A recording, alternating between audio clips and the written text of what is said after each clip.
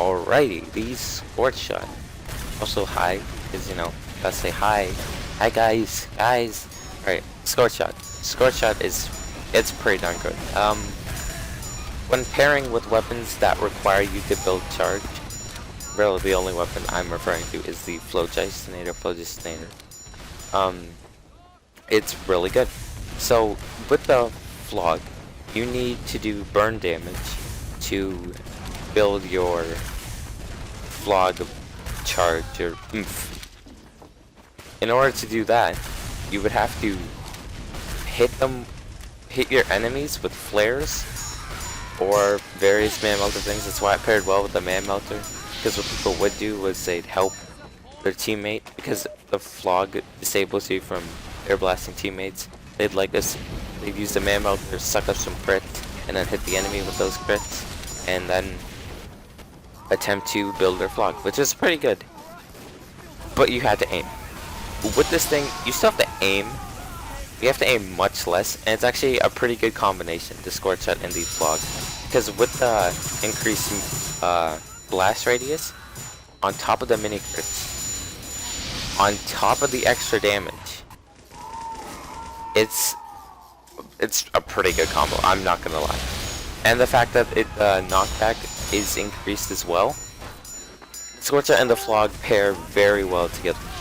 Both of these weapons will induce some pretty heavy carnage.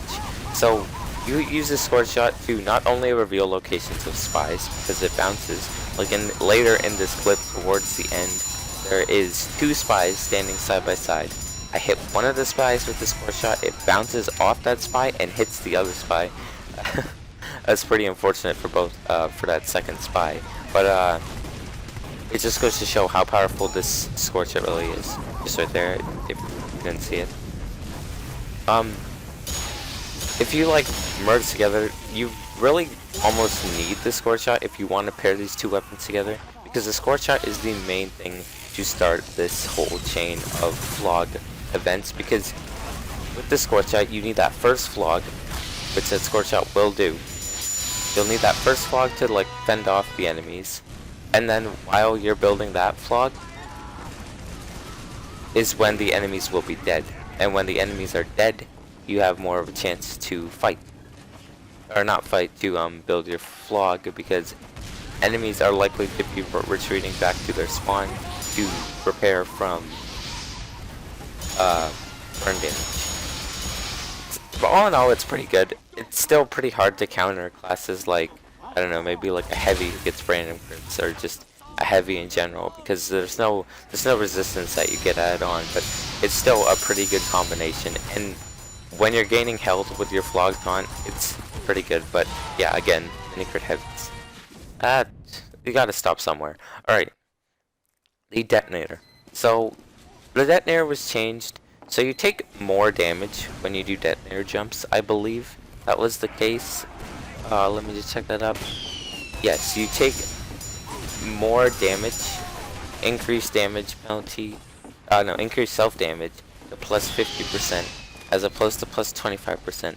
I don't think that means you lose 50% of your health on a detonator jump. That would be absurd. But I still don't know the exact math for it. I believe it is 5 damage on the detonator jump. I'm not 100% sure, and I apologize for that. It's just not something that's in my mind immediately. But they did increase the blast radius from 92 hammer units to 110 hammer units, which makes it easier to do like wall jumps with the detonator. And on top of that, they increased the height, so you can get to really high locations, like that location I just got up there from the ground to like that Thunder Mountain. I believe it's like a patio, I don't know, whatever it is, balcony, patio, screw it. It's pretty good. Like, let's say you are in a troubled situation and your team needs to defeat enemies that are coming in. You have that opportunity. If you can aim with the detonator, you get those mini crits too. And they pair very well together when you're using the Flog as well, because mini crits build your flames as well, and they build them very well. If you can aim and attempt to use them, so I strongly suggest using them. It's a pretty good setup. If you can do that, then you are pretty much set in terms of holding your enemy back and potentially defeating them too. I'm gonna call this a video. I'm not gonna do the flare gun, because the only thing that was changed with the flare gun was that in the description they added a 100% you do crits when the enemy's on fire. That was, again, if you played Pyro for like at least a couple hours and used the flare gun as opposed to a regular stock shotgun, you should have known that. It's just something you know. Alright, I'm gonna call it a video. Thank you guys so much for watching. Take care. As always, have a nice day.